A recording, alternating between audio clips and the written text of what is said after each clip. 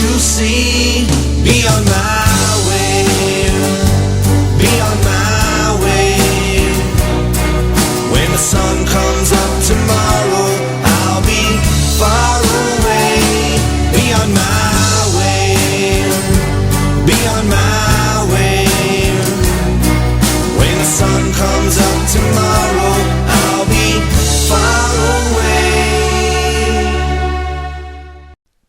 Heidi-ho, everybody, and happy Freaker Friday. This is Friday, January the 15th, 2016, and that was Be On My Way by Zwarte, and that goes out to Poocher. Today is the 5th anniversary of his passing. He was the best boss in the world. I just gotta say that, and a damn good friend, and he's the one that introduced me to Zwarte, actually, both musically and literally, so... Wild guys too, let me tell you. They got their big break up at Sturgis, and I think Poocher probably went to Sturgis at least 6 times that I know of, and partied with Zwarte several times, or at least a few times that he remembers partying with them, or he remembered. And I'm sure he's up there in that rock and roll heaven with David Bowie and Lemmy and all those wonderful people that have passed on since he has. Probably sitting there with his dad, too, because his dad passed about 1.5 years after he did. So, and he was another awesome boss, let me tell you. But Poocher was cool. He was pretty awesome. Okay, over here. Yeah. Grammy's Rocket Chair. Perk up, Grammy. Here on World Truth Radio and RealLibertyMedia.com, Channel 9. Also on the WorldTruth.org Spreaker channel. And looky here, over here on World Truth, I see Mary B., Atrax, DJ Doom, and Quinn, just to name a few. I saw a few more over on the homepage. Let me get back there and take a peek real quick. Over here on Fakebook, I have Weta is listening in, and I think Pedro might be also. Hi there, you guys. How are you doing? Yes, Atrax will be coming on directly following me. Yeah. Oh, I'm sorry, darling. You got to follow this crazy old lady. But hey, you know what? That's your lot in life. You drew the short straw, hun. Okay. What is a Zwarte? That is Randall Zwarte is who that is. He is the founder and lead singer of the band Zwarte. So let me just take a peek here, see if I can find. I think they have some stuff on YouTube. Real quick here. My YouTube, man, when I go to my homepage, it has all kinds of lovely little TED Talks and, shit about what's going on in the world. And then some absolutely wonderful, inspirational, and pull your head out of your ass talks. And, which I have a tendency to need those from time to time, as I'm sure everyone does from time to time. And if you don't, or you say you don't, you're lying. You're lying. There's Zwarte. See if this is, hey, there you go. Let's see. How about I'll just click on this one, seeing as how I have the volume shut off and everything. And yeah, these guys, oh my Lord, the couple of times that I have seen them has been locally. It's been in a small bar, and that does not mean that they are going to, tone it down just a skosh when they're in a smaller venue. No, no, no, no. You go to see Zwarte, you better figure you're going to be deaf for 3 days afterwards. Just saying. But these guys, they are awesome. Absolutely awesome. Oh, you like being squished in? Well, you get to be the creamy Atrax sandwich of a Freaker Friday sandwich. How's that sound? Creamy middle.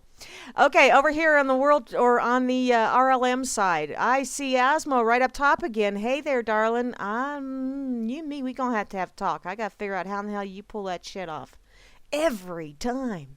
I also see barmen closely following behind, probably trying to get whatever you promised him in order so that you could be on top. Don't give me that alphabet stuff.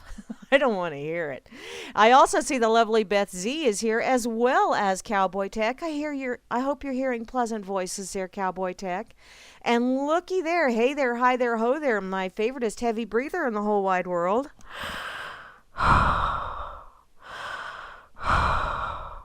Hi, Darth Roams.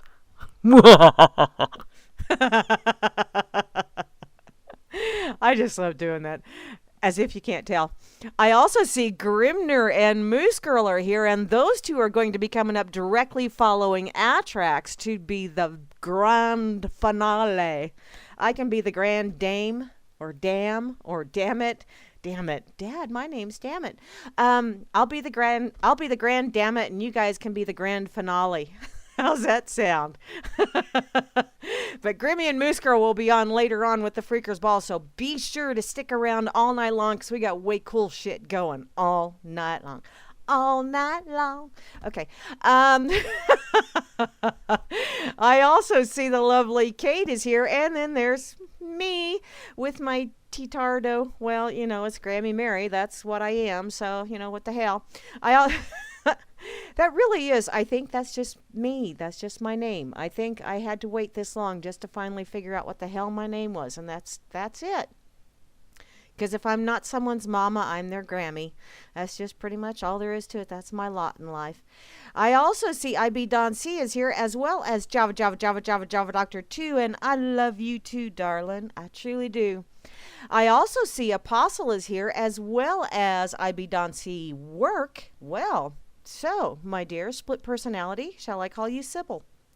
Looky there, Juana Taco is here, and guess what, darling? I actually, although I had to put in a little bit of OT today, of course I put in OT every day because I work through my lunch hour, especially now that we're shorthanded.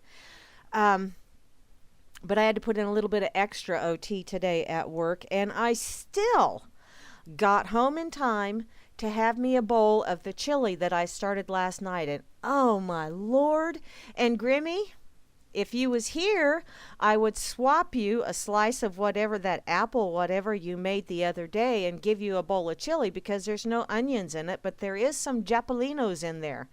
And woo, does it have some zippity to its doodah. It's good stuff, let me tell you. I also see Meisterbrower is here, as well as Oslo, RLM 50577. Is that you, Goy? Are you being Mr. Incognito or Ingognito? Is that maybe what you're doing? And looky there, another one of my favorite sound effects people. Space Wolf. See? I'm cheap, but I'm not easy, okay? I also see the one, the only, the Atrax, who will be coming on directly following me. Yes, I'm shamelessly promoting Atrax. And from what I heard of your David Bowie thing the other day, darling, primo. Thank you very much. I'm sure David was up there going, damn, this kid's good. And to round out the crew, we have Vince also, or is that Vince Asshole, or Vince Asshole, or how do you pronounce that, Vince? Or is it just Vincent also? Vinny? Vinici. I don't know. It's Vince also. What the hey? We'll just stick with that. Yes, Grim, it is extremely yummy, and I made a massive. Of course, I'm one of those people that when I make a big pot of whatever I'm making a big pot of, I start it the evening before because I want all of those flavors to sit in the fridge overnight and intermingle. That I'm just kind of weird like that. And my ex used to absolutely hate it when I did that because he'd come home and the house would be smelling like chicken and noodles or stew or chili or whatever it was I felt like fixing that time. And he'd go, one supper. Oh, well, we're having this. Oh, Barbarino. Okay, I'll call him Barbarino. Hey, looky, there's my brother Fudd. Hey there, Elmer Fudd. How you doing? How's your lovely bride doing, hun? I hope she's doing well. Elmer is the king of his castle. And she stands behind him and winks at you and says, yeah, sure he is. I let him think he is. I love your wife. She is just so absolutely amazing. Bestest sister-in-law in the whole wide world, as far as I'm concerned. Okay, let's get to some of this fun stuff here. Ba ba ba ba barino. Ba ba ba ba Barbarino. Oh, shut up, Grammy. Jeez, oh, Pete. I'm going to break my own headphones doing that kind of shit. Okay. Let me check my Facebook real fast. I'm going to do it anyway, whether you let me do it or not. So there. No, I don't feel like poking any of y'all back right now, okay? I get poked so damn much you'd think I'd be covered with bruises over here on Fakey Book. Okay, I saw this one earlier on World Truth. I don't remember. I think it was Lloyd that shared it, actually, Lloyd Cross. And it's from Yahoo News. I may as well get right in there and just really, see how many people I can rip snort, okay? A sailor who apologized to Iranians is identified as 27-year-old Navy lieutenant. Okay, and so apparently if he's a lieutenant, does that not make him an officer, and does that not qualify him for speaking? Well, let's check this shit out, shall we? It's a young Navy lieutenant who apologized to Iranians after U.S. boats entered Iran's territory, and he has been identified as Lieutenant David Nartker. Is that how you... David, I have no idea how you pronounce that, but... The 27-year-old grew up in Chicago and now lives in Ohio. Videos on his Facebook page show him firing weapons. What that has to do with the price of beans in China, I don't have a flippin' clue, but hey, it's in the story. Apparently, he was among 10 U.S. soldiers who were captured by Iran earlier this week, and the sailors were later released. But he found himself at the center of an international uproar after Iran released footage showing an interrogator haranguing him about being in Iranian waters. "It was my mistake," he is heard responding. "It was our fault, and we apologize for our mistake." Now, I don't see anything wrong with that. If you make a mistake, apologize for it and move on. And if the other person is an equally responsible adult, they will accept your apology and move on. It's just that simple. On Sean Hannity's show, though, on Faux News on Wednesday, there were questions over whether the apology could be a violation of U.S. military code of conduct. And I would like to know just what the hell code of conduct is there that says that when you have a faux pas, a screw up, a major F up, I'm not going to say it just yet because I'm only 15 minutes in, so there. When you have something that could be an international incident that could start something really bad and you apologize, why would that be a violation? Inquiring minds want to know. Do I just not understand? Probably. Because I just don't understand that kind of shit. When you screw up, you apologize. Apparently, former Navy SEAL Chris Heban, or however you say his last name, told Inside Edition that it is quite possible that they were coerced or threatened into an apology. It certainly doesn't make us look good. Well, you know what? We in the good old USA should know an awful lot about threatened and coerced apologies. Somebody says something that causes someone else to get a massive butt hurt, and next thing you know, it's all over the lamestream media how this person should apologize because you gave me an emotional boo-boo. Really? And no, whether he apologized or not, it does not make you look good. No, it doesn't. Either it was intentional or it was a faux pas. If it was intentional, then I think it was a smart move for this young man to apologize, implying that it was a faux pas. If it was a faux pas, then it was only right that he apologize. Either way, okay, one way it was a lie, and the other way it wasn't. Or one way, it wasn't really a lie because he was apologizing because he was really, really sorry that they got caught. Or he was really, really sorry and he made a mistake. Either way, what the hell? Apparently, the Iranians also released images of his crew kneeling in submission with their heads locked behind, or their hands locked behind their heads. Their heads locked behind their hands. That would be quite an... I don't remember seeing that image. There was also a female sailor who was forced to cover her head in keeping with Muslim law. Okay. Senator John McCain, oh, good old Juan. Juan, a lie a lot, McCain. Yeah, you lying sack of... I have absolutely zero use for you. Zero, Mr. McCain. And I use that term, Mr., very, very loosely. Yeah, apparently he lived through 6 years of torture as a POW in Vietnam. Ask some of his fellow POWs. Ask them what they thought of the songbird. Yeah. And he did not hide his anger at the humiliating incident. Oh, sure, you can say it's humiliating now because you're in a position of authority.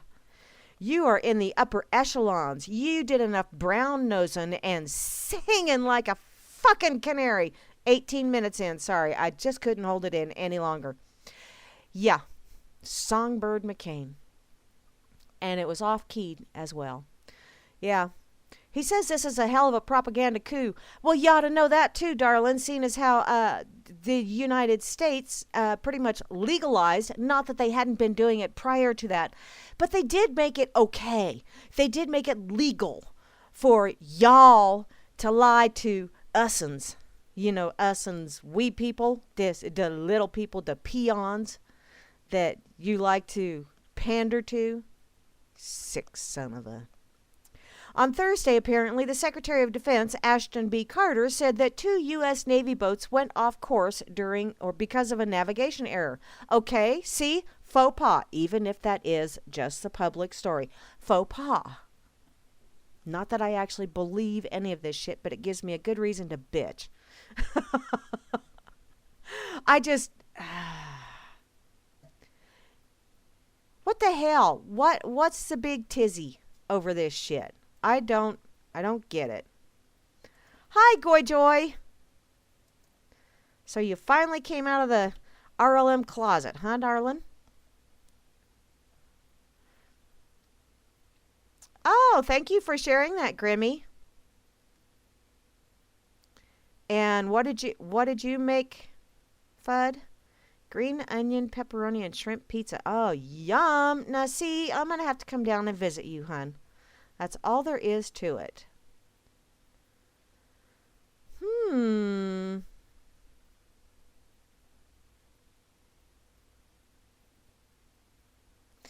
Oh, see, Vince, you found I tried to find an image for, and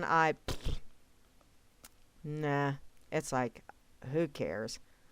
Whatever. I'll have just a blank old thing, because sometimes I just feel blank. And I don't remember what the hell I say on the radio anyway. If I listen to it later, it's like, what the hell? What was I talking about there? What? Oh, winner, step forward and claim your free the navel screen. Perfect for your flat earther friends. Oh. Well. Hi, mortal wombat. I think I know who you are, too. I think. Hey there, Vince. Show of hands. Who loves hives? I don't know. Who loves hives? I don't love the hives. Unless they're beehives. Are they beehives? Beehive. Yeah, okay. I watched Nanny McPhee the other day. I really needed a Nanny McPhee the other day. I'm going to share this again over here on World Truth just because I don't know who all Lloyd is friends with, so we'll just share it again because of the wonderful things he does. La la la la la la la. I'm off to see the wizard, the wonderful Wizard of Oz, and here he is. Oh, no. It is a Freaker Friday. What the hell do you expect? Jeez, oh, Pete. Oh. I think I'll do that one. I only have a very minimal repertoire of the little emoticon thingies that I know by heart. So, and I really, although it is kind of fun to do the scrolling thing, sometimes I'm just not in the mood. You ever had one of those days where you're just not in the mood? Yep. Okay. Oh. Well. This one Marcos shared with me. Or no. Was this Marcos or was this Atrax? Atrax, did you do the flu virus or was that Marcos? It was on Mental Floss. I forget. Apparently, the flu virus may affect men worse than women. There's a study that says so. Of course, it all depends on the parameters that you use to define the study and all that other fun stuff. But hey, and I have heard that women are a little bit tougher when it comes to that kind of shit. According to a recent research, women may have a biological advantage over men when flu season rolls around. The study conducted by a team from Johns Hopkins University. Yes. Oh, that was you? Thank you, Atrax. Thank you, darling. I truly appreciate it. It shows that estrogen is an effective shield against flu viral replication. So, guys, if you don't want to get the flu, you can get some estrogen shots, but then you'll have moobs, and I don't know that you really want to go there. That side effect is probably, no. Moobs is not a good look most of the time. Just saying. Apparently, studies show that estrogen shows estrogen to have antiviral effects on HIV, Ebola, and hepatitis. So, the team was inspired to investigate if the same is true for influenza. It was very influent. Influenza. You opened the window and influenza. To test their hunch, the researchers sampled nasal cells, which is the primary target of the flu virus, from both male and female participants. When the female cell cultures were exposed to they were exposed to estradiol, I'll just call it that, the primary form of hormone, along with the flu virus, the replication of the virus was reduced significantly. Basically speaking, the more virus in the body, the more severe the symptoms. Really? You think? Duh. This was also the cause when cells were introduced to bisphenol A and selective estrogen receptor modules, or SERM. Why didn't you say that in the first place instead of making me get all tongue-tied? Jeez, oh Pete. Apparently, these two components that are used as estrogen replacements in hormone therapy. The same hormones seem to have no effect on male cultures exposed to the virus. The mechanisms responsible for this virus-fighting behavior are the estrogen's receptors, the protein structures responsible for binding to molecules and promoting cell response. So, while there have been previous studies published that display the hormone's antiviral properties, this was the first to identify the receptors as their source. So, how cool is that? So, see, women have all kinds of receptors and receptacles. But some of our receptors are not very receptive to, like, viruses and shit. I think that's cool. Thank you, Atrax, for sharing that.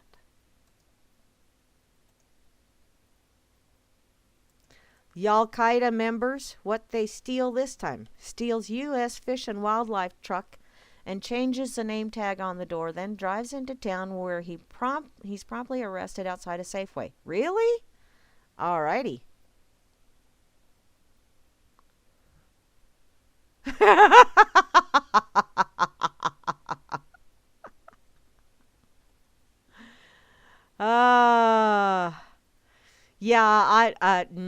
Yeah. And I don't do flu shots either. So, which brings me to another article that I have here somewhere. Where did I have that?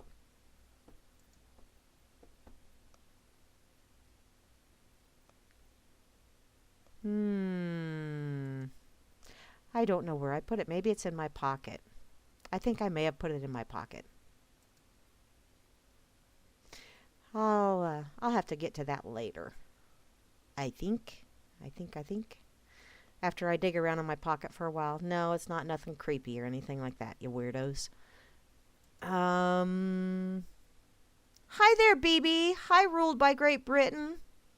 Hi, Bryant and D Cheatwood and Moonbeams. How are y'all doing? Okay.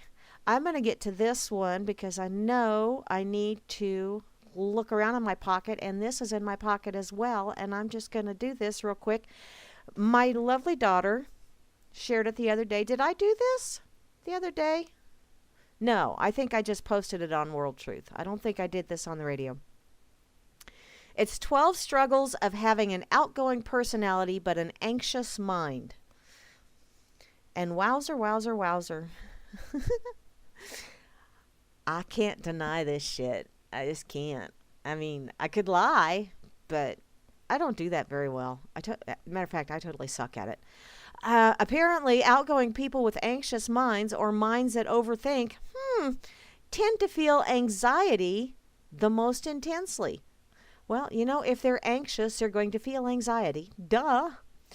Often because they don't talk about it. And by often, I mean never. Yeah. It's really easy to share stuff on here, but yeah, if I was like talking to someone face to face, it's a little bit tougher. Just a little bit. I don't like to burden people. They have enough of their own shit to deal with. In any case, our anxiety is a contrast to our big, bold personalities. Strangers would never guess it, though. We never know when to fight or flight. And our self-angst is maxed out. We're often the life of the party, but also can be mind-numbingly introspective, questioning everything, which, oh yeah, my youngest daughter. Yeah. She gets it from her father. Okay, number 1, our day normally goes something like this. Anxiety. Okay, but what if, and me, homie, we went over this 1,000 times and we totally resolved it. Anxiety. Yeah, but I've looked at it from a new angle, and there are like 15 more reasons why you should worry about it. And me, okay, go on. Which, okay, I really don't worry that much anymore. So that one really doesn't, although I do have those internal conversations, but thankfully I don't have them externally, and therefore I'm not in one of those self-hugging jackets. Number 2, we're kind of a conundrum because we love people and need to be surrounded by people to be happy. Well, okay, I don't really need to be surrounded by people to be happy, so this one really doesn't fit me either, I guess. But our overthinking and our apprehension to immediately trust someone is, in fact, what makes us very selective about who we surround ourselves with. Okay, and I tend to be a very trusting individual as well, until I'm not. One of those things. So, wow. Okay, maybe it doesn't really. There's a few of these, I think, that I remember fit. Let's find out if I find one. Or maybe I just don't see it. That could be. Maybe overthink much? No, not me. Number 3, that might mean we'll have lots of friends or acquaintances, but very few close friends who we share our world with. Ding, ding, ding, ding. We have a winner there. But when we do, they become our entire life. Okay, not our entire life. No, sorry. Number 4, we still find it easy to talk and connect with people. And we can be charming creatures, and when we do choose to grace a party with our presence, we are the life of it. Okay, I do like a good party. Haven't been to one for a while, but I do enjoy a good party. Number 5, but then we wake up in the morning, and of course, we are overthinking everything. No. What did I say to that person that rather die than act like an idiot in front of? Did I talk too much? And what did they mean by I'll see you soon? What does soon even mean? Like soon or soon? Okay, I don't ever do that. I don't ever do that. Although, when I get off the radio and I'm talking to someone and they ask me, so how was the radio last night?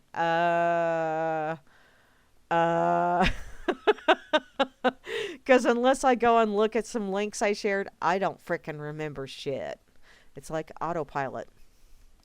Number 6, although we are very bold and outgoing, sometimes even the smallest things can stress us out and override our nerves. Okay, I don't know that that's necessarily just a anxious mind kind of thing. I know a lot of people that shit happens to.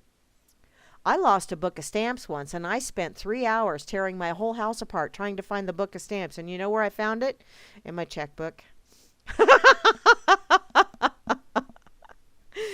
Die. Oh well. Whether it's picking up our dry cleaning, finishing a project at work, or calling to our doctor, just the thought of having to deal with it makes our minds race. No, not me.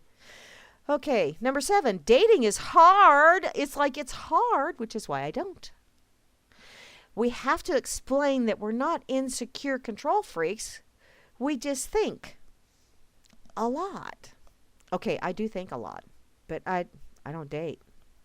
Really? Seriously? I'm out here in the frickin' boonies. Number 8. I mean, you don't have to call us right back right away when you're out, because we just know that our mind, yes, is playing out a bunch of horrible scenarios in which you've cheated or died, and that's right. If we reach your voicemail, we can't help but consider the possibility that you might not be alive. Okay, I'm not quite that neurotic either. Just saying. Yes, my dear. Grimner, 2 things you couldn't.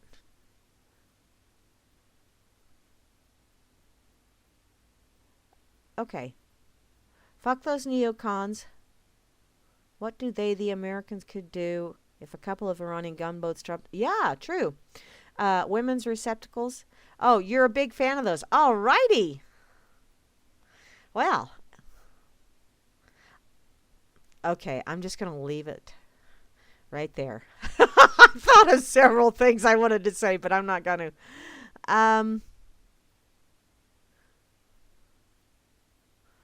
You think a lot denotes quantity and not quality. Well, okay, yeah, it does, mortal wombat.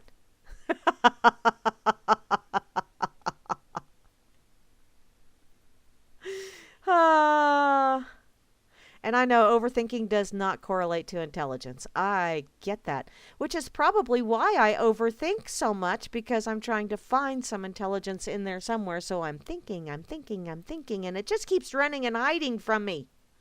I hate when that happens. Okay, number 9. Yeah, that's where I was.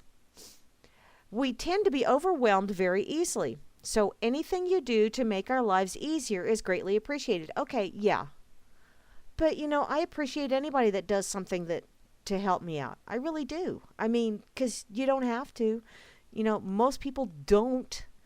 I'm awake and alert enough that I realize that most people that I've run into are not real forthcoming when it comes to, say you drop something at the grocery store and they bend over and pick it up for you. Most of them just kind of look at it and look at you and keep pushing their buggy. So, when people do those little things like that, I do truly appreciate them. And I say thank you when they do. Let's see. Number 10. We're hardest on ourselves. We're always griped by the feeling that there's more that we should be or could be doing in our life. I used to be that way.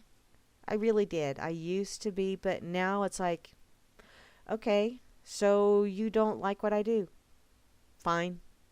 So you don't like where I'm at. Equally cool. Doesn't matter, because I like where I'm at. So, that's what counts, because I'm the one that has to live with me. So there you go. Number 11. We try to trick our brain by doing as many things as we can during the day so that we can fall asleep at night. Oh, that's funny. No, it doesn't work, by the way. No. Usually if I want to fall asleep at night, I grab a book. And then I wake up because something smacks me in the nose, and lo and behold, it's the book. Um, which is why I don't do Kindles or iPads or that kind of stuff for reading on, because I think that would hurt just a little bit more than a book. A book is somewhat cushy. Plus, I'm old school. I like turning pages. You know, there's something very primal about turning a page. Give me shit, Bretta Choey. Go ahead. I don't care.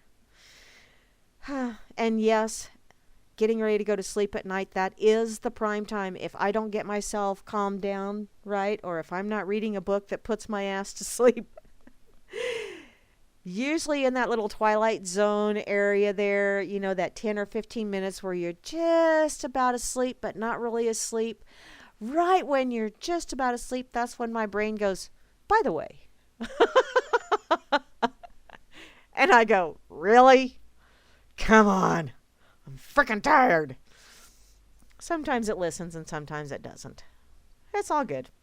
And finally, number 12, we ebb and flow between wanting to be surrounded by many people, reveling in the attention we receive, to being very selective and sort of wanting to isolate ourselves to recharge and to be, I want to be left alone with our thoughts. Needless to say, we're enigmas wrapped in bacon. Now, that last sentence right there was the whole reason I put you through this. Because I like that. I, from now on, will be known as an enigma wrapped in bacon. EWB. There you go. That sounds like a hell of a plan to me. I think that, and that it really does fit my youngest daughter very well. There's a few of those characteristics that I will have to admit, yes, I tend towards those from time to time, but most of the time, not. What? What?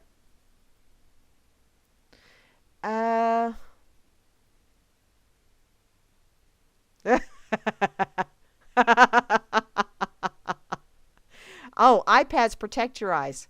Okay, thank you. Oh,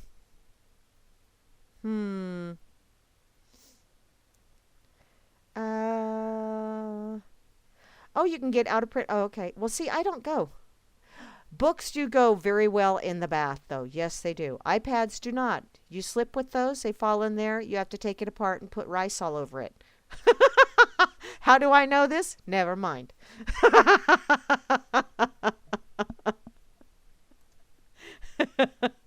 I'm not sharing. Okay, I've already put that over here on World Truth, so I'm not doing that again because I put it over there the other day. So just go to my wall and scroll. Scrolling, scrolling, scrolling. Keep that cursor rolling, raw. God! See, it is a Freaker Friday, and I've got, no, it's not the Music Man, because obviously they would have chased my ass out of town. Hi, Bo Diddy. How you doing, darling? Bo Diddy's going to be on tomorrow night, by the way, on World Truth Radio, and he's always kicking out the jams when he's on, but he's actually scheduled for tomorrow night. You know, there's sometimes he makes a guest appearance or a surprise appearance or whatever the heck and just gets on there and just jams out. But tomorrow night, he is actually scheduled. And that's at 7 o'clock Central Time, 8 o'clock Eastern Time. So, yeah, a little entertainment for you tomorrow night here on World Truth Radio. Just shamelessly promoting the radio. And some of my lovely people who are on here. Okay. Excuse me. Now, where it is. There it is. See, I knew I had it. It's in my pocket. It's in my pocket. And I will get to that here in just a minute. I have another article about shots that I need to get to. Thank you, Java Doctor, for the mental image and the, wow. Obviously, the show me state is very good. What, Graham?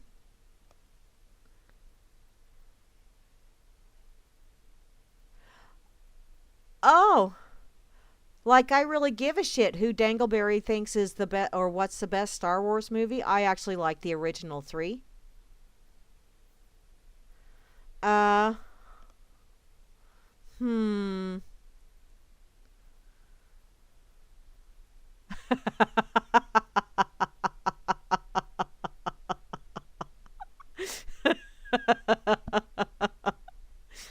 Y'all.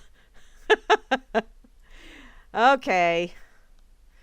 I'll check this out, Grammy, and then I got to get to that one that Java shared because it's just freaking sick and wrong.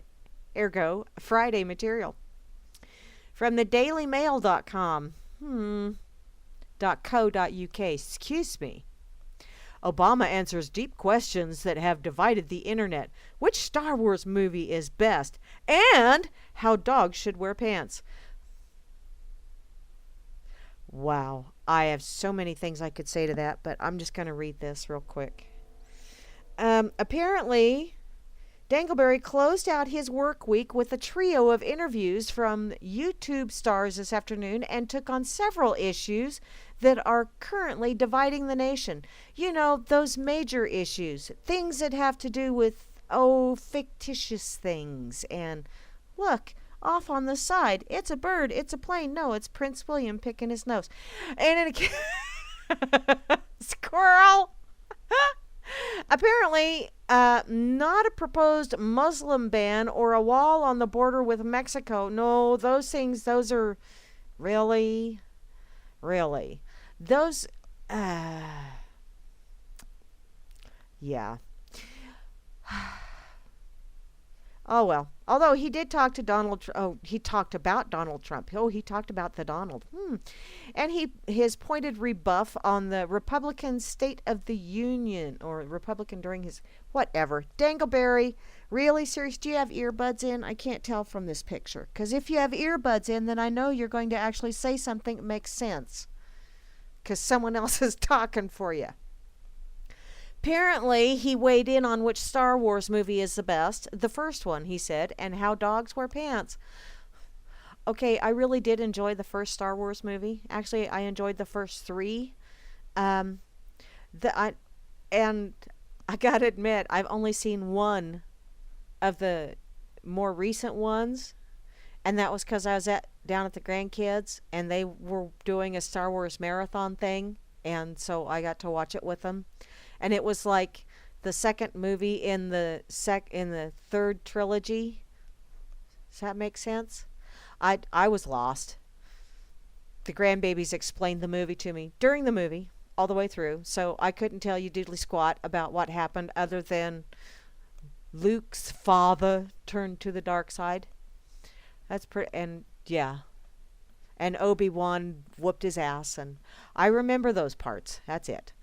Okay, apparently Dangleberry also revealed that he has not seen the newest Star Wars movie yet, even though a screening was held at the White House last month as it hit theaters. Well, that's because he was busy elsewhere, like probably in Hawaii or, but it was on something very important, matter of national security. Okay, apparently, let's see here. Then he gets asked about how the dog should wear pants. So Dangleberry, dogs wearing pants. Okay, so the president has two canines, Sonny and Bo. Oh, I didn't know he had two. Huh. Shows how much I pay attention.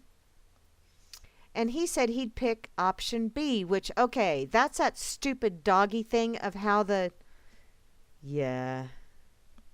how a dog should wear pants. Who the hell comes up with this shit anyway? Seriously, that looks like something that even I wouldn't come up with. And that's saying something. Apparently, Dangleberry dashed off from his end-of-the-year press conference to get to the screening in time after arriving at a highly anticipated event 16 minutes late. But it was fashionably late. Good afternoon, everybody. Clearly, this is not the most important event that's taking place in the White House today, he said as the news conference began. there is a screening of Star Wars for Gold Star families and children coming up, so I'll be relatively succinct. Well, trundle along there, darling. Okay, you know what, Grim? I'm sorry, but I just really don't give a shit. My give a shitter is just, yeah. It's woke on this one. I don't care. Which one, although, damn it, it scares hell out of me that I agreed with Dangleberry on the Star Wars movie, but... I really don't care. BB, what you doing over there, girlfriend? My bunny rabbit's getting a little bit crazy. She's making all kind of noise over there in the kitchen. No, she's not getting cooked either. That's just where her area is, 'cause it's linoleum. What? Okay, let me check.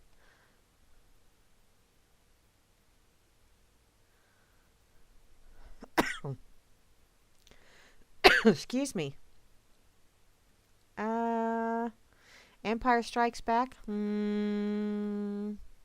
Okay. What?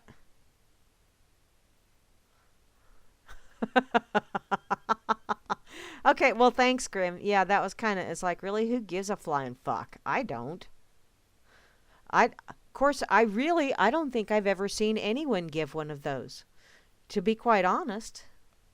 Who's on first? I don't know. Third base. There you go. Okay. I'm going to get back to the one that I wanted to get to. Because that one was just... Thanks, Grim. Actually, I love you, darling. But this one, Java, honey, you and me, hun, we got to have talk. Okay? Seriously. Is this the kind of stuff you look up? Of course... I want to talk because I'm going to do it on the radio, so there you go. Apparently, this is from ilikey.co. A woman gives vodka butt shots at a bar, causing a riot after diarrhea explosion, which, mental image I got from that was like, woofty. Apparently, and this was in St. Louis, so, just so you know, the show me state brings this brings whole new meaning to that. Yes, it does. Apparently, an evening of body shots and drunken adults turned into a violent riot over the weekend after several men lined up to receive vodka butt shots from a 28-year-old Bethany Fowler. She was fouler than most. According to patrons at Fishing Creek Bar in St. Louis, Missouri, it's not uncommon for women to crawl on the bar and offer body shots to men. Alrighty. However, it was the first time the shots had ever been delivered in this manner. Oh, sweetheart, if that's what you look like after that riot, oh, damn it, girlfriend. That's just wrong. That's nasty. Okay, apparently, this chick was real drunk, and she went over to the corner with a funnel and a bottle of Kettle One, and her girlfriend poured the vodka in the back door and stuck a straw in there. Oh. Now, I know vodka can be used for cleaning, because, it does have some really good cleaning properties. It can be used for all kinds of things other than just drinking. But if you're going to use it for doing enemas with it, honey, get a cheaper brand, okay? Seriously.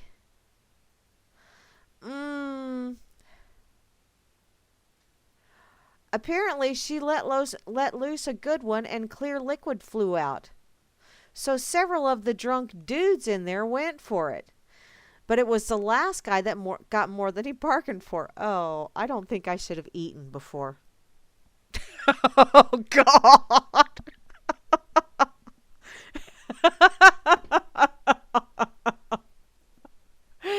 Oh, even in my most drunken times, I would have never, ever.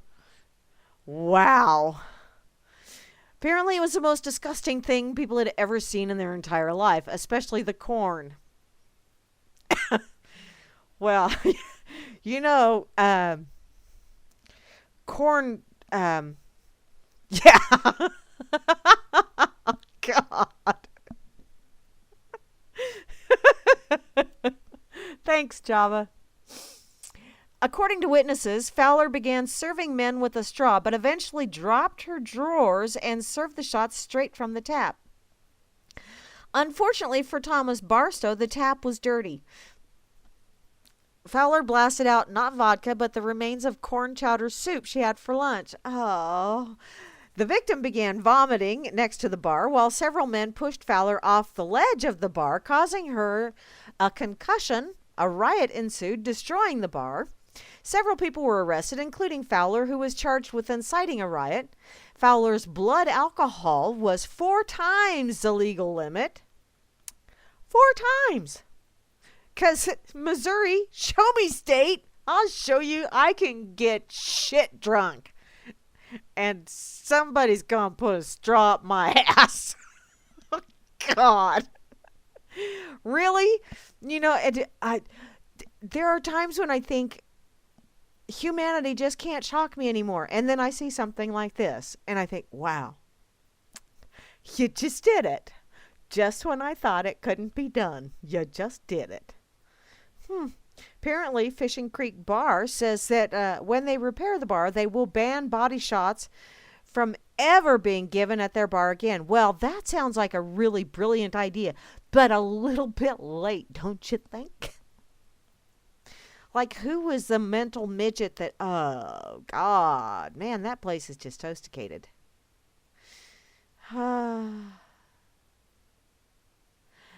this closes with, thanks. So, are you fucking with me here? Because the last one is, don't believe everything you read on the internet just because there's a picture with a quote next to it. Abraham Lincoln. You fuck we had. Java. This is what happens when I don't screen the shit I'm reading. Thanks, Graham.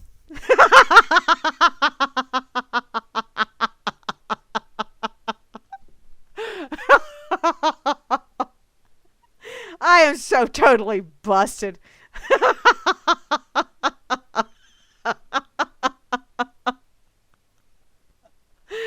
Oh, wow. Oh, there was a girl in Rocky Horror that gave flying fucks. Hey, wow. Alrighty. Huh.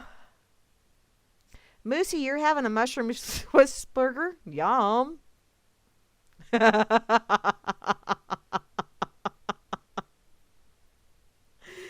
Oh, my goodness.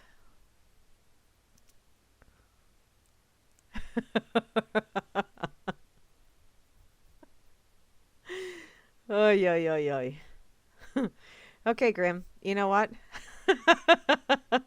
I'm going to share this anyway. Because it's like, God dang it. Y'all are sick and wrong. The problem is, I actually, after reading through all of that nonsense and then getting totally busted, I could actually see something stupid like that happening. I really could. Just, whew. Okay. Thanks, guys. Love you too.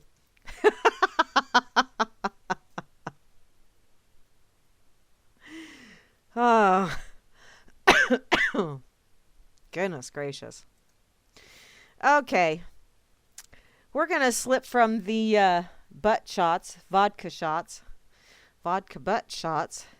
Was that because I like doing Jell-O shots? Well, here's another kind of shot that I absolutely detest. And this one's just about as nauseating as those vodka butt shots, whether those are real or not. But hey, it was on the internet, so it must be true, right? Oh, this is from globalresearch.ca. Fighting for the right to choose. 22,000 American nurses refuse mandatory vaccinations, which I have found out here because that's one of the things at the hospital. If you go and apply at the hospital or at the doctor's office for a position, trust me, I've done so at one point in my life. Actually, a couple of times I did. But yeah, they tell you that you have to get the flu shot. And I said, no, I don't, because I've gotten one of those in my life and I was sick. As in, yeah, sitting on the toilet with trash can between your knees, sick. Yeah, not good. Never, ever again. And that was many years ago, and I never, ever do it again. And they said, well, then I guess you can't get the job. And I went, well, guess I don't want it that bad, do I? Apparently, if you're a nurse in the U.S. and refuse the flu vaccine, one of the CDC has even admitted it doesn't always work because, well, the flu is caused by a virus. Duh. Largely due to the fast mutations and too slow of production. Yeah. Yeah. That's the science shit that, yeah. Don't get them. If you want a shot, get a Jello shot. Apparently, then you have to wear a face mask while on duty. Well, okay. And the problem with that is what? Despite the fact that multiple studies have shown that flu vaccinations are ineffective and do not offer any extra protection for hospital patients, hospitals are forcing the issue on some of their most prized employees. The ones that do a good share of the work. I mean, I know the cleaning crews handle some pretty nasty ass shit as well. But I know a few nurses, and yeah. Those people do a hell of a job for not near enough money, as far as I'm concerned. No frickin' way would I do that job. Some nurses are choosing to lose their jobs instead of being forced into receiving a vaccine. Others are fighting back by suing the hospital, state, and federal governments for $100 million for trying to take away their constitutional rights, which, yes, I think it is a violation of their, yeah. I'll think of it here in a minute. I'm just totally brain farting right now because, yeah, I must have vodka in my rear. Apparently, Dr. Karen Sullivan Siebert, herself a pro-vaccine doctor, wrote an opinion piece explaining how requiring nurses to wear masks for refusing the flu vaccine violates HIPAA law for patient privacy. More importantly, it forces our front lines in the healthcare industry to take a concoction with numerous questionable ingredients, including known neurotoxins like aluminum, foreign proteins derived from GM ingredients, and more. Okay, this is a pro-vaccine doctor saying this shit. Hello? There are, in fact, more than 22,000 nurses, part of the Nurses Against Mandatory Vaccines, who are refusing mandatory vaccines. NAMV was founded when mandatory vaccines were introduced in the workplace, and though it's not pro-vaccine or anti-vaccine, it is certainly pro-choice, which, hey, y'all are out there thumping around and stumping around and showing your frickin' signs and getting in people's faces and calling people all kinds of names for your pro-choice when it comes to a child growing in your womb, but apparently you don't think. So your womb is somewhere that is, by God, you have the ultimate authority on what goes in there. Then why in the hell don't these nurses have the ultimate authority on what goes into their arms? Or their ass, for that matter. It's their body. They should have that right to choose, just like you. Hate when that shit comes back to bite you in the ass, don't you? Apparently, these members believe that all people should have the right to choose and refuse medical treatment, including nurses and healthcare workers, and I agree wholeheartedly. I also think it's bullshit that they force people to have babies get inoculations before they fucking leave the hospital when they're just born. Seriously? How many newborns in the... Okay, wait a minute. Maybe I shouldn't ask that because, yeah, with our healthcare system the way it is and all the other bullshit going on. But seriously, a Hep B shot before a newborn can leave the hospital? Are you fucking kidding me? There's states that mandate that. And it's bullshit. You should not have to vaccinate your child. If your child does not get vaccinated and they get the flu or they get the mumps or they get the measles or they get the chicken pox, and your child and this other child over here is vaccinated against those horrid diseases, why are you pissed at this person that didn't vaccinate? You've been vaccinated against it, so you shouldn't get it. So what the hell are you worried about? And if their child gets sick, oh, but they'll spread germs and get my kid sick. No, wait a minute here. You're the one that says vaccines work. You're the ones that say everyone must be vaccinated, so my child that's vaccinated doesn't get sick. The fuck kind of circular logic is that shit? Duh. Ooh, rant time. Why the big push for flu vaccines? Publicly available information now shows that hospital systems are required to have a 90% or higher flu shot reception rate among their staff, or they lose up to 2% of their funding of Medicare and Medicaid. Conflict of interest? I think so. While the government does not require mandatory vaccination policies, many, if not all, are taking an all-or-nothing stance against their workers. Healthcare workers are now facing being fired if they refuse a flu vaccine. Not only is this a human rights violation, it is also an EEOC violation. Furthermore, the response to skewed figures which show that about 30,000 people die from the flu every year are used to muddy the waters. This is only an estimation, with pneumonia and other diseases lumped in together with the flu. There is no vaccine for pneumonia, and most flu strains change before a new vaccine can be made to effectively treat them anyhow. What's more, the most vulnerable victims are infants and elderly, and they're already fucking pincushions, people. Many more people die each year from medical errors, heart disease, diabetes, and other health complications. So NAMV argues that though it has been suggested that mandatory flu vaccines are for patient safety, it's for your own good, mandatory flu vaccine policies are to provide more funding and money for the vaccine companies who produce those drugs. Flu vaccines are argued to be just another money train for Big Pharma.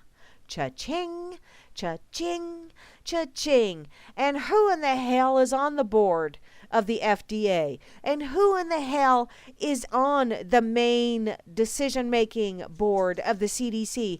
Why, they're former CEOs and upper echelon people from Big Pharma. Conflict of interest? No. Yeah.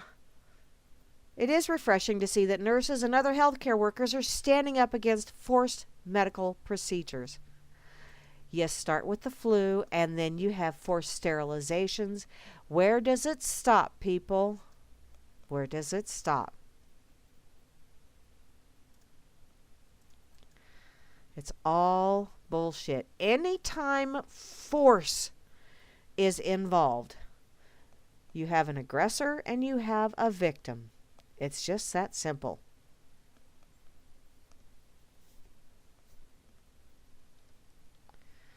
Kick butt, ladies. Kick their ass.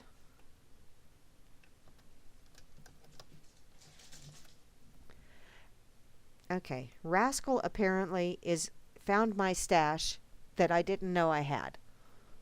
Or she found the catnip seeds that I had. One of the two. Because that cat is like Indy 500 through the house. Jeez. Asma, where'd you go?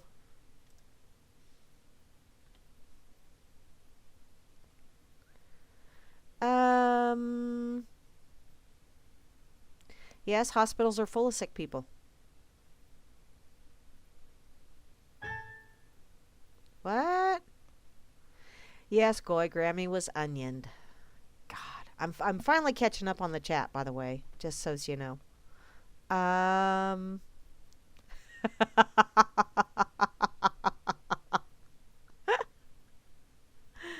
uh, let's see. Once upon a time, employers were allowed to set the conditions for employment. Yeah, they were, but you know what? Kiss my ass. I can also say, yeah, I don't want that job. Let's see. Yeah, I know. Teens are doing alcohol enemas. They are also soaking tampons in vodka and inserting them up the hoo-hoo. I would think that would freaking burn. Ow. Ick.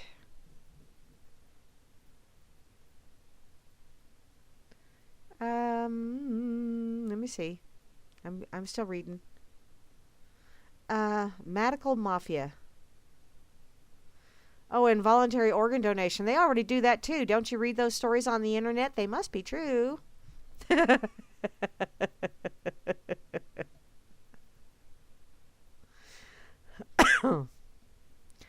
Spacey. If the government wants to pump drugs into you, that's okay. But if you want to smoke a leaf, you're an evil, vile person. Yeah.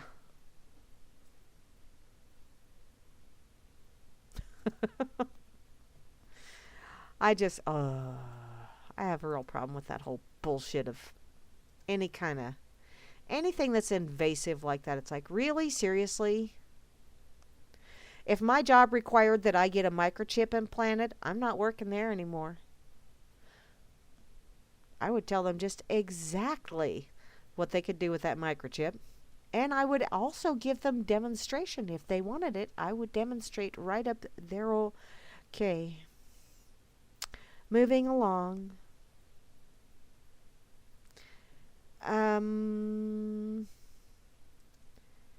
Looking to see what else I got over here in my pocket that I need to get to. Did you know the National Guard was called to help in Flint, Michigan in the water crisis? Really? I saw there was an awful lot of comments on that the other day, and how I thought, why can't you? Don't you have like charitable groups or something that do that kind of shit? Oh no, wait a minute. No, they don't do that kind of stuff. Must bring in the National Guard. Must come armed with assault weapons and bottled water.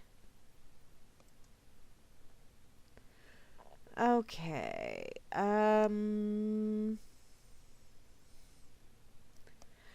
Excuse me. I'm looking at FARC and I'm just really not seeing. Yeah.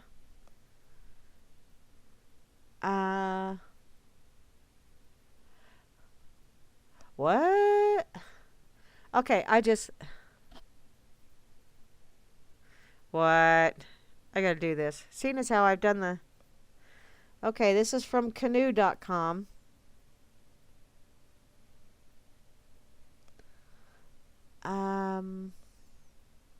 What? Apparently in Toronto, the LCBO has called the cops and curbed resale of returned booze after my column this week about vodka gone wrong. Oh, really? The Labor Board also ordered shelf checks at its 865 outlets and will give all retail staff a refresher course in quality control. If they're smart, they'll also raise a toast of thanks to Rick and Marilyn Crumpton. On Monday, I wrote of how the Pickering family discovered that newly purchased 1.75 liter of Smirnoff was actually water. Or at least they sincerely hoped that's all it was. They downed a couple of shots with orange juice and club soda before realizing Rick's trademark Saturday night beverage, the Rickster, had lost its usual kick. Well, the LCBO test results came back Thursday. Sure enough, the plastic bottle they bought at Kennedy and the 401 was full of water with a trace of vodka. There's sufficient evidence, apparently, says the LCBO spokesperson Keely Rogers, to indicate that this was the result of deliberate product tampering. This is a criminal matter, which hell yes it is. God dang it. When I save up my pennies and go buy me another bottle of vodka, I expect there to be frickin' vodka in there, god damn it. Effective immediately, all plastic bottles that are returned to the LCBO will no longer be offered for resale, regardless of condition, while we investigate. Wow. Oh, you recycle the plastic bottles and okay, I realize vodka is a anti. Ugh. Okay. Huh.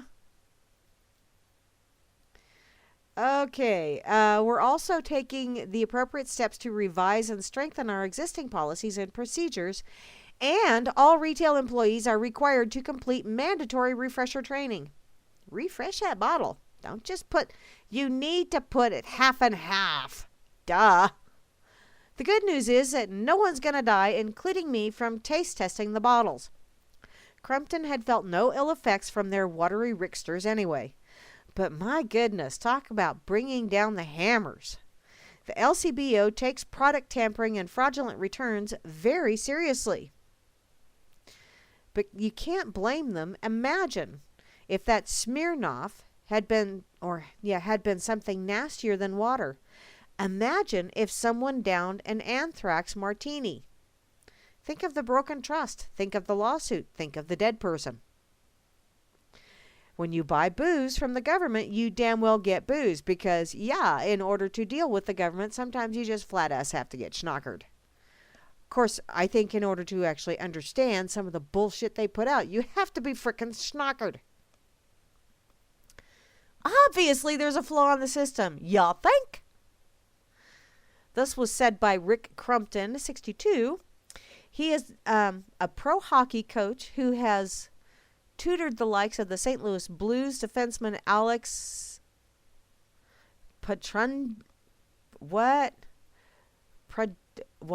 Alex. And the Nashville centerman Cody Hodgson. And Marilyn is a Scotiabank exec. The LCBO has turned the case over to Toronto police, so we'll likely soon know how that bottle landed on its shelf. Did some fraudster refill a recycle bin empty with water from a tap, from a pond, from a toilet, and return it for a $56.95 haul before a busy staffer put it back? You know, you check the seal, hun, when someone returns, although, really? Apparently, the LCBO calls this an isolated case, but Ruth Schnarr, 47, of Kitchener, saw my column and called to report that the Liquor Board's lab was also testing her bottle of Banff vodka. It, too, had tasted funny, though more like rubbing alcohol. The smell was completely off, she said, who ironically is in the customer service business, so she should know, don't you think? Don't be tampering with the vodka, dude.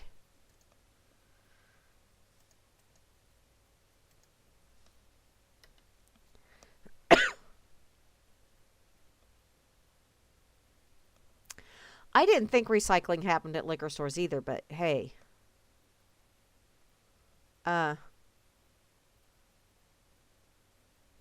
Yes, teenagers are stupid. Yes, I remember that. What?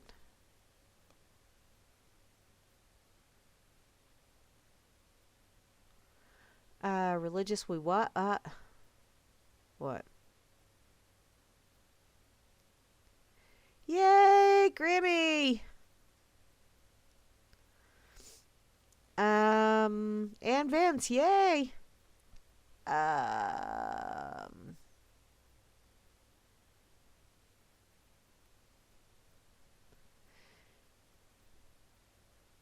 I don't know that that's necessarily a recycling thing, Beth. I think it was one of those things that somebody had said, oh no, I bought the wrong stuff and brought the bottle back. But maybe I don't know. I don't know.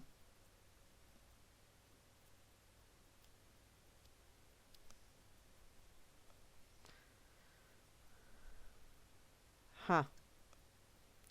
That is kind of weird, though. Kind of weird. Okay. And that was from FARC, by the way. I'm going to go over to UPI. Haven't been there for a while. UPI also had a link on that. Oops. Dude. Okay, now I don't remember how to do that emoticon. I'll have to find me a little drunk person. Or maybe someone with martinis that are not happy. I know there's one like that in here. Before I forget, which I do have a tendency to do, just saying, directly following me this evening will be Atrax with some awesome tunage to continue the Freaker Friday festivities. And then directly following him will be Grimner and Moose Girl with the Freakers Ball. So be sure to stick around here on World Truth Radio and RealLibertyMedia.com. Channel 9 and Channel 3. Is that Channel 3 for Freakers Ball, Grim? I don't have that page up.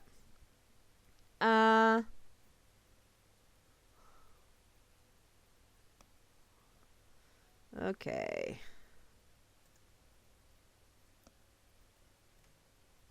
Yes, I have notifications. Let me see.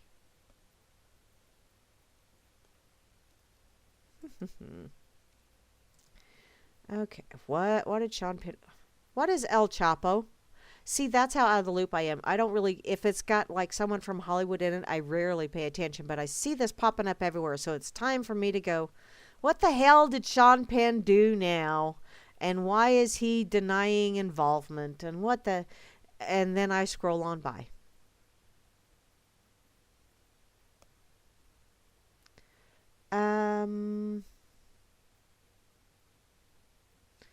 Let's see. Porn sites holds... No, not going there.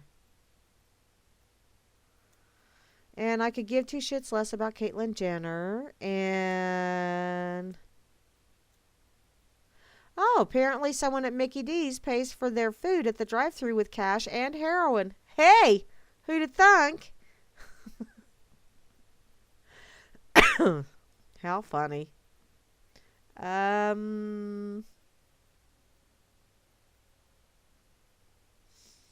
Hey, a California nurse was one of them with the winning Powerball ticket. Woo-woo! I didn't win, so sorry, Grim, you're not getting 10 mil. I feel bad. Okay, here we go. This looks like something that... This is rather ingenious. Apparently, a Canadian man pulled 200 pounds of Xanax into Vermont on a sled because he was very, very much an overachiever. With Xanax? Really? A Canadian man grabbed himself a winter camouflage and tried to sneak into Vermont while pulling a sled loaded with nearly 200 pounds of Xanax. The U.S. District Court in Burlington released documents revealing that Cedric, who is 21, of Quebec, was arrested by U.S. Customs and Border Protection agents early Wednesday after he tripped a sensor along railroad tracks leading into North Troy, Vermont. Okay, just real fast, just for shits and giggles, because it's like, really? You gotta be kidding me here. You have one man pulling a sled with 200 pounds of Xanax coming across the Canadian border, and y'all can catch him. And yet, how many people come across the Mexican border all the frickin' time, and you can't catch him? I don't get this. Is Canada just overachievers on this, and we're just like, I need a cook and a gardener and a pool guy, so let them in. Is that what the hell the deal is? I know, rascal. I know, baby girl. She finally got up here to give me hugs. Apparently, border agent John McGargan wrote in the arrest report, which was provided to the Burlington Free Press, that agents observed a single adult male dressed in white camouflage clothing. So he was camouflaged as opposed to people just running across the desert. And he was walking along the railroad tracks and pulling a sled behind him. Maybe he was doing a Calvin and Hobbes impersonation. You never know. But the sled contained one large duffel bag wrapped in white camouflage. Maybe it was his dog. What clued you in that he was doing drugs? Or did you know there was a drug deal going on? Inquiring minds time. Apparently, he said that the suspect did not speak any English, but was identified with help from the Royal Canadian Mounted Police. The bag contained 182 pounds of Xanax, which is an anti-anxiety medication commonly... Oh, okay, whatever. The pills were separated into 300 vacuum-sealed bags. Customs officials estimated the street value of the drugs at $1.6 million. $1.6 million. Well, see, at least he was trudging across the frozen tundra because he was going to go ching. Whereas on the southern side, they trudge across deserts and shit, and sagebrush and scrub where there's snakes and lizards and ain't no puppy dog tails down there. And you can't see them. Just amazes me. This is a great example of some of the training and unique skills our agents use to perform their border security mission, said U.S. Agent in Charge Fernando Beltran. Alrighty, Fernando. I commend these agents for their continued vigilance in tracking criminals and for seizing harmful drugs before they get into our communities. Yeah, those are harmful drugs. And yet, if you have a simple piece of paper with someone's scriggly signature on it, you can get them at the pharmacy. But they're harmful drugs if you're not getting them from someone that did a scriggly signature on a piece of paper so you could go to the pharmacy. Alrighty. Apparently, this young man was charged with possession of a controlled substance with intent to distribute, and he faces up to 5 years in prison and $250,000 in fines if convicted. Seriously, you think he intended to distribute that? I thought maybe that was just a lifetime supply that he'd won through Publishers Clearinghouse. I don't know.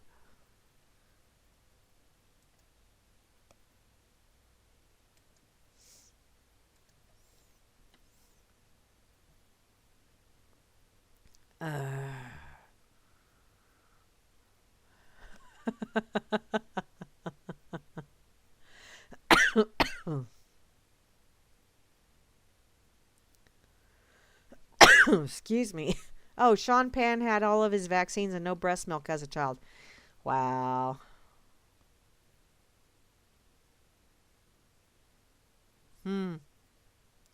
Well, that explains a lot there, Grim. Thanks. Okay, I'm going to share this over here on World Truth.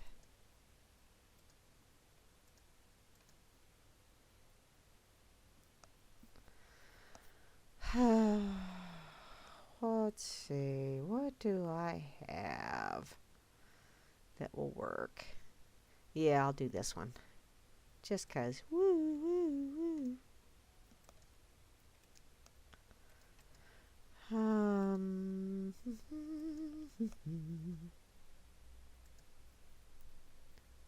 Yes, Mirby?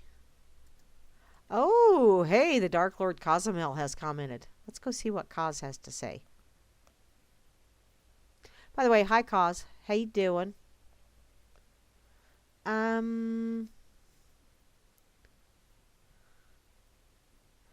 no shit. How calm would you be with a gun to your head?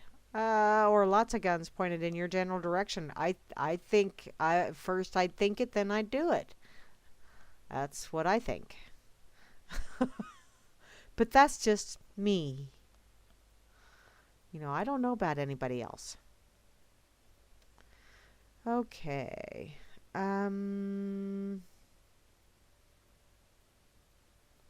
Here you go. Let's go with this one. This one is from the activistpost.com.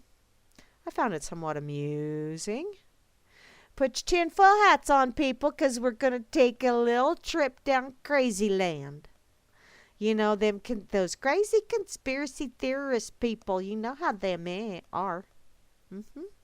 No, I don't want to sign up for your newsletter. Activists sign up as crisis actors and infiltrate government terrorism drill before being kicked out for filming. Why? Don't you want to have evidence of how well your training worked so you can use it for your next training? Apparently, the Texas activist group Don't Comply was making waves again this week after they were ejected from a bioterrorism drill for filming. Members of Don't Comply signed up to be crisis actors in a mock government drill, which is said to train police and emergency crews for an actual attack. Don't Comply members Matthew Short, Murdoch Pisgatti, Brett Saunders, and others were accepted to take part in the drill, and they decided to bring their cameras and film the event so they could give the public a better idea of how these drills work and ultimately how their tax dollars are spent. Works for me. The group had responded to a public call for volunteers that was broadcast through NBC News. The article asked for 200 volunteers to play the role of patient in a mock bioterrorism attack. According to Addison Fire Chief John O'Neill, there were multiple government agencies involved in the operation, including the local fire department, health department, and police department.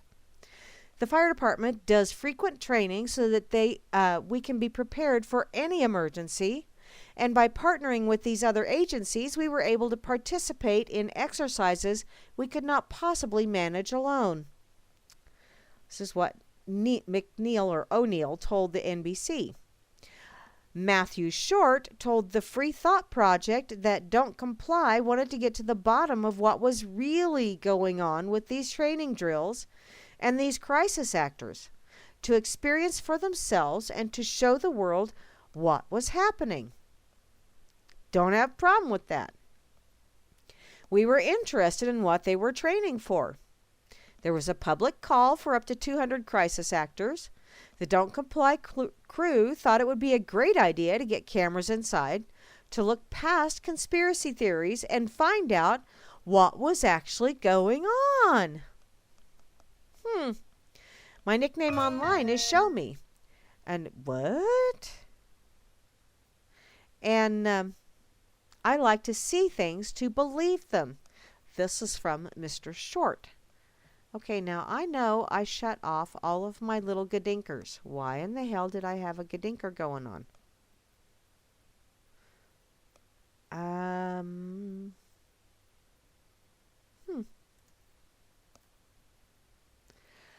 As expected, as soon as they entered the drill, their presence and the presence of their cameras was unwelcome, and they were asked to stop filming by a number of organizers and volunteers. Brett Sanders described the encounter in a recent article, saying that one Dallas County volunteer who was sporting an official lanyard of some kind requested that I not film her, which I politely refused. Not only was she working in an official government capacity, she was in a public space with no expectation to privacy. That didn't stop her from charging at me and my camera, attempting to knock the camera out of my hands. I'm not a lawyer, but I believe I was assaulted by this government volunteer for refusing to stop recording. Sanders went on to describe how his crew was kicked out and that the local mainstream news affiliate was kicked out as well. We don't want any evidence of what's going on. Why would you not want someone there filming it so that you could dispel the rumors, so that you could quash the conspiracy, unless a conspiracy theory works for you? That's what I'm thinking. Don't comply activists were calling these actions taken by police and government agents an attack on the freedom of the press and the First Amendment, which, okay, you could go there. As an independent journalist, I took great interest in this event and believe that the public has a right to know how their government is allocating resources and should be aware of how the drill is being conducted, Sanders said. A video of the activists being kicked out of the drill can be viewed, and it is below. Just right below that comment. Which I do remember the one time that I played crisis actress, I was very bad at it. Although I was good out in the field, but once you got me in the hospital, because I was supposed to be in shock. When you're in shock, do you moan and groan and scream and holler and flail around? I'd never seen anyone do that when they were in shock, but I'd only seen a couple of people in shock, so I really didn't have the proper motivation. That's what it was. But I was very good out in the field. I mean, I did the moany groany thing. I thought I did very good for someone propped in an awkward position and it was fucking cold outside and I had one leg underneath an anhydrous tank. I thought I was doing damn good. Just not punching someone. That was doing really good as far as I was concerned. But what I was getting at, there were people wandering all around filming. Of course, this was a long time ago, so it wasn't, your little pocket phone camera shit going on. It was actually somewhat cumbersome, the things that were recorded on the mini VHS tape thingies. So, yeah, I know all that technical jargon. It really throws you, doesn't it? But there was people wandering all over filming it because they were going to review it later for training purposes. So why not have more people out there filming so that you can get it from multiple angles so that you can train properly and then you won't have an incident? Oh, no, we can't have that. Apparently, as they reported last month, Don't Comply regularly feeds the homeless in the areas, despite a local law that prohibits them from doing so. Oh, so now they are legislating morality. Only their morality is immorality. These are probably the same people that are going, I believe we should have In God We Trust and the 10 Commandments and all this other fun shit. Yeah, we should have all that with government agencies, but oh my God, please do not be your brother's keeper. Interestingly enough, Don't Comply also made headlines earlier this month for an entirely different type of protest. In addition to being advocates for the homeless, Don't Comply is also heavily involved in gun rights and open carry activism. So basically, they're don't put up with someone that's going to put restrictions on you. If you have a right to it, don't put up with the restrictions, especially if you're not harming anyone. Apparently, earlier this month, they staged a mock mass shooting at gun-free zones to demonstrate how long it took police to arrive. Their protest was controversial, but actually changed the minds of many who rely on police as their only source of protection.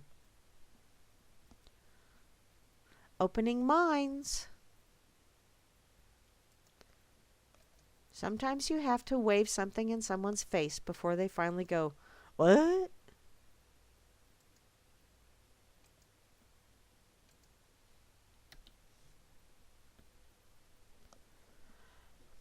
What? Excuse me. Oh, okay. Meister, darling, you're nuts. Okay, let me put this over on World Truth.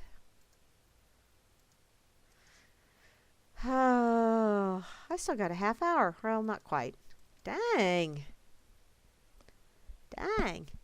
I know where else I was going to... See, yeah.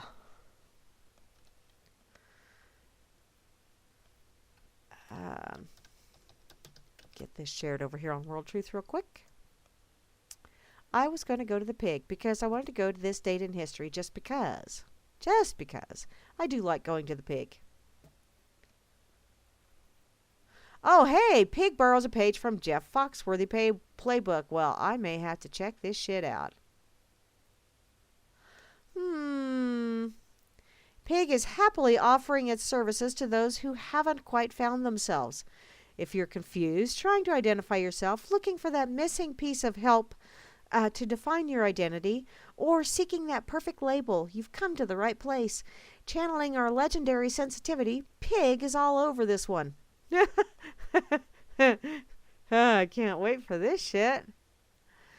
The English language and contemporary vernacular are changing constantly, and they're being butchered on a daily basis to appease those of the overly sensitive persuasion. It's intentionally confusing, especially for those who are already on that long journey of self-discovery and still don't have a clue. Notoriously sensitive, we thought it was time to give these seekers a swift kick in the right direction. Assist them in their quest for an identity that will make them whole. Are you a seeker? Have you blundered into the right place? If you want Pig to help you find and define yourself, well, follow us, and we'll be your personal tour guides down the road of self-discovery. We don't guarantee that you'll find the label that you'll find at the end of your quest. That's your problem, not ours. But we will, however, do our best to assist you in your search for an answer to this: who am I? For any rational adult, the answer is obvious. I am a unique entity whose identity is shaped by my thoughts, my words, my deeds, and my experiences. Too real for you? No sweat. Now, we'll put this in Jeff Foxworthy terms. Here we go. If you take personal credit for your successes, if you accept the blame for your failures, if you refuse to hide behind an identity based on race, ethnicity, gender, sexual orientation, nation of origin, or religious affiliation, you might be a individual. Egad! Yes, it's that simple. Yes, I see something over on. Oh, thanks, Jeff. Excuse me. However, if individual accountability, especially that part that about accept blame for your failures, strikes terror in your heart, get over it, because you're still an individual. If you don't like it, tough darts. Okay, I guess that was a tad harsh, so we will keep looking. Okay, I'm going to... am I going too fast for you, Cupcake? Poor little baby. I'm this close to giving a damn. So let's continue, shall we? I'm thinking Hambo had a really good time writing this shit, is what I'm thinking. You might be a rabid Marxist moonbat if you think a convention of the states as set forth in Article 4 of our Constitution is an attempt to overthrow the U.S. government. You think a convention of the states is the fast lane to secession. You still blame Bush 43, not Barry, for America's sorry condition. You believe gender is determined by an alleged human transitory whim. You're convinced that Barry is our greatest POTUS ever. Or your notion of objective reality is forged by the sludge pooped out of Daily Cause, Bernie Sanders, MSNBC, redshed.gov, Americans Against the Republican Party, or others of that ilk. If you believe is can be defeated by bombing empty buildings, you're convinced that the Donald is Kim Jong basement boy with a crapper comb over. You know, they do look remarkably similar. Your name is Marsha, or Gloria. Still with me? Ready or not, we're moving down that road to discovery. Well, Hambo, so far you're really being... yeah. So, you might be a future crime statistic if you start dating while still happily married. Yeah, that could figure in somehow. You have a second significant other, a girlfriend, or while still happily married. You're still living with a murderously hostile, insane ex-wife more than a year after she divorced you for being a cheating bastard. You freeze up at a busy four-way stop in rush hour. Yeah, you'll be a crime statistic for that one. You ply your armed robbery trade in a heavily armed, gun-happy state like Texas. That would not be smart. You're dating a married woman whose hubby knows about you and isn't the sharing type. Or you put the moves on a fetching store clerk, then beat a hasty retreat when her lesbian sweetie shows up. Yeah. Or your neighbor catches you using your drone to peek in his teenage daughter's bedroom window. I think that would fast track you to a crime statistic status. Yes, I think that would be volunteering for the Darwin Award, that right there. You might be a crime statistic if you're a privileged white dude who tells the on-campus Black Lives Matters organizers that you prefer to date black chicks because you don't like dealing with dads.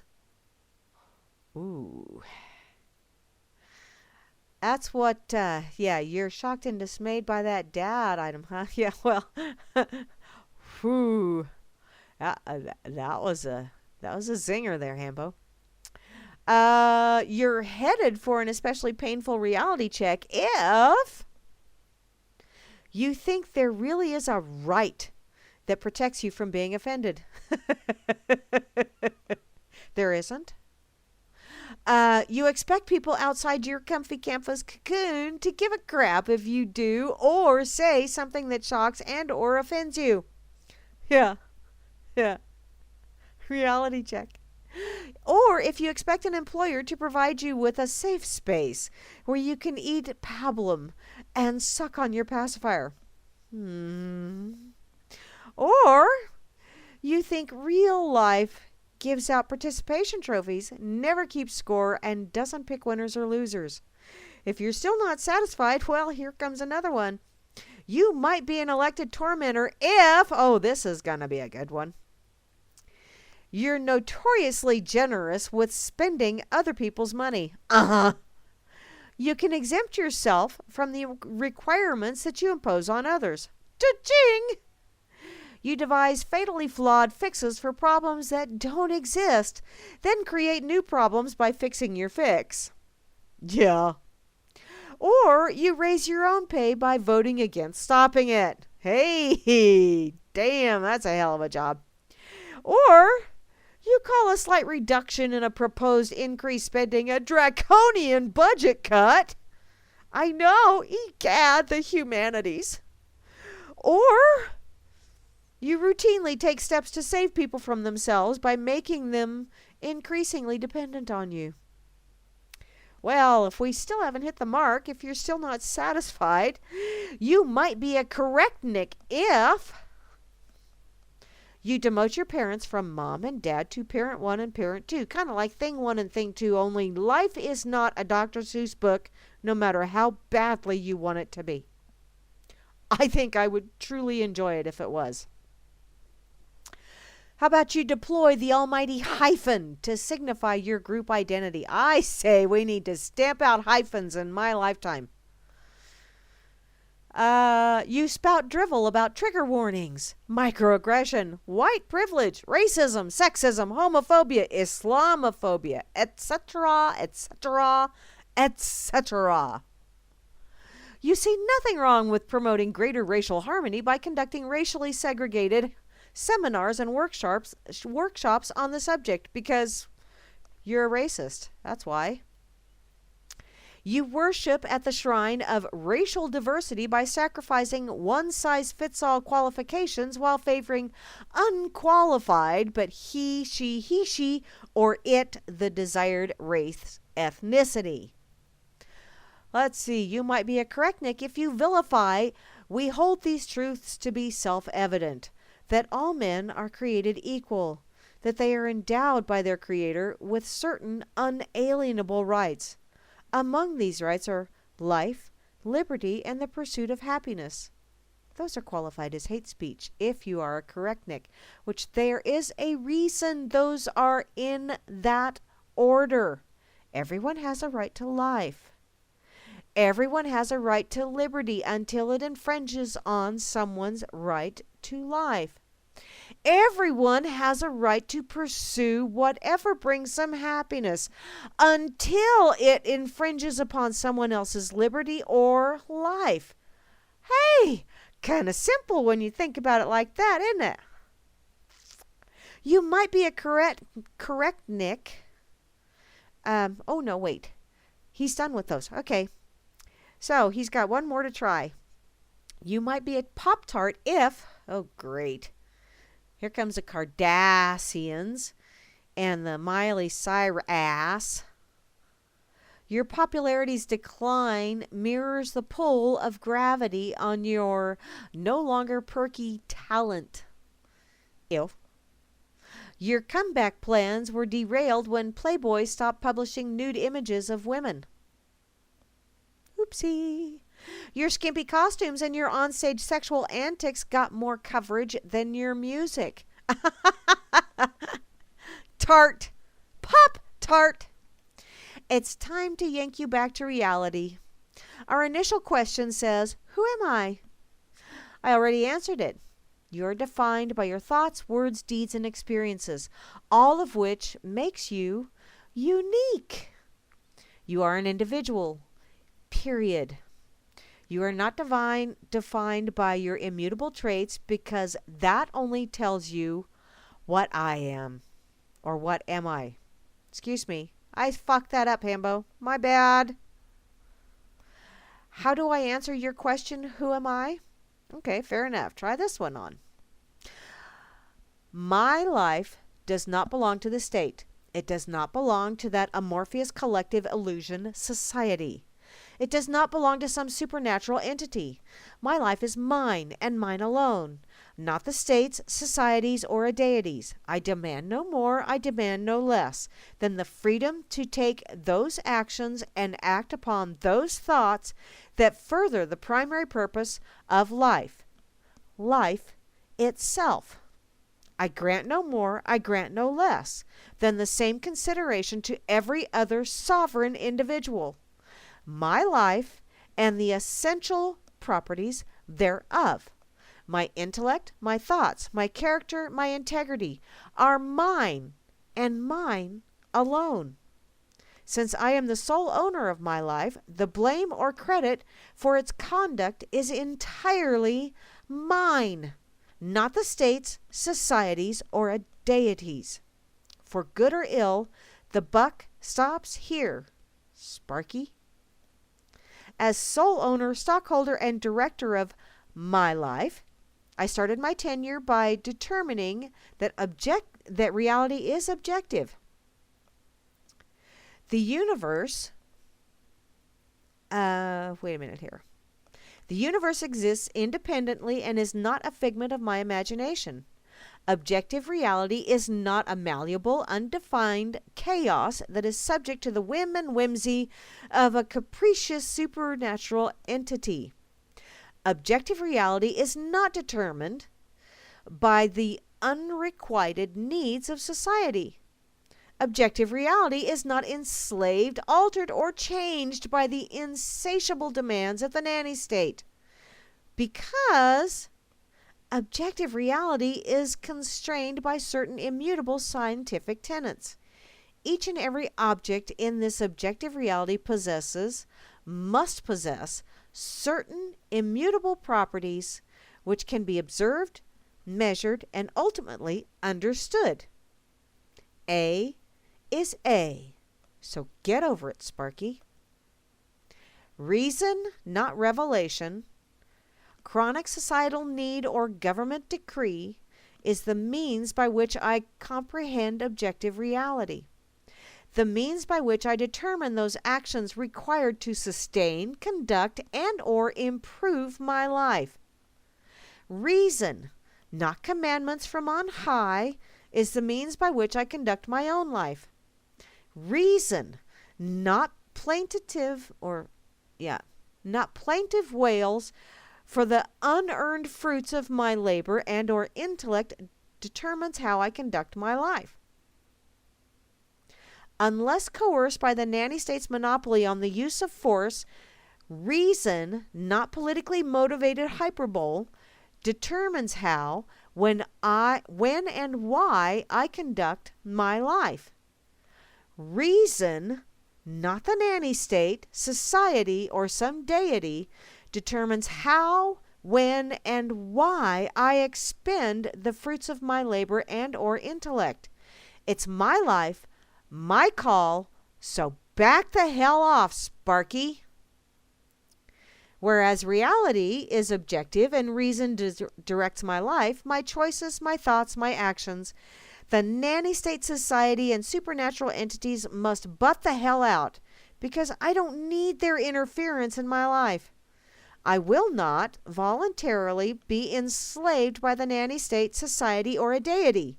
I will not voluntarily surrender the fruits of my labor. I will not voluntarily surrender the fruits of my intellect to any individual or entity that hasn't earned them. Conversely, I will not demand, accept, or steal the unearned fruits of another individual's labor and or intellect. When I require the services, the knowledge, and or the skills of another sovereign individual, I will negotiate a voluntary, mutually beneficial bargain to secure their cooperation.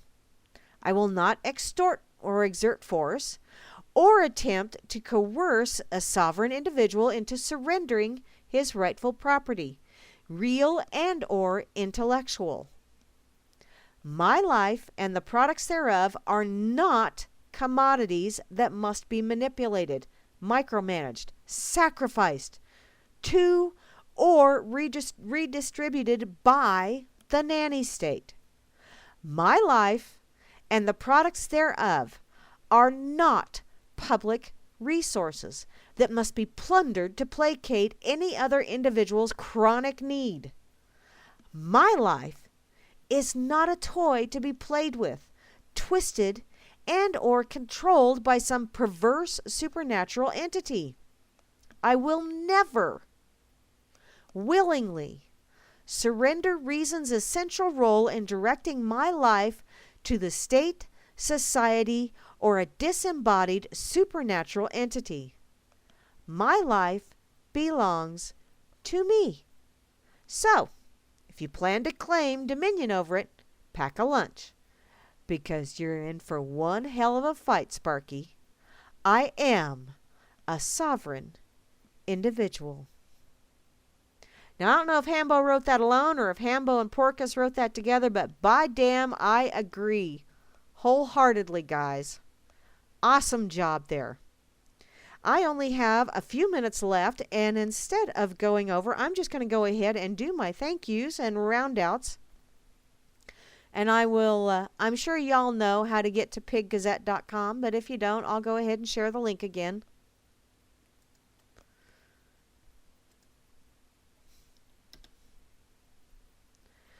Y'all have been listening to Grammy's Rocket Chair here on World Truth Radio, and I know Brother Joey is correcting my pronunciation sucks. Deal with it.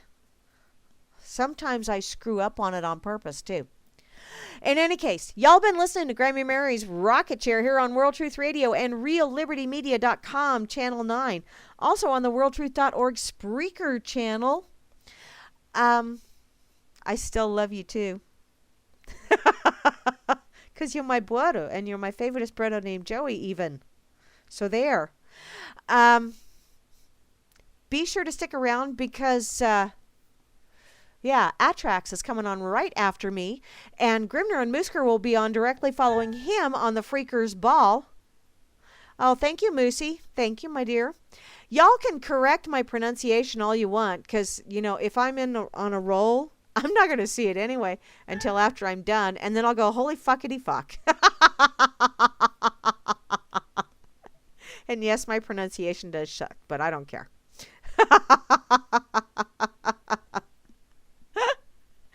Oh, well, let's see. What else do I got to announce?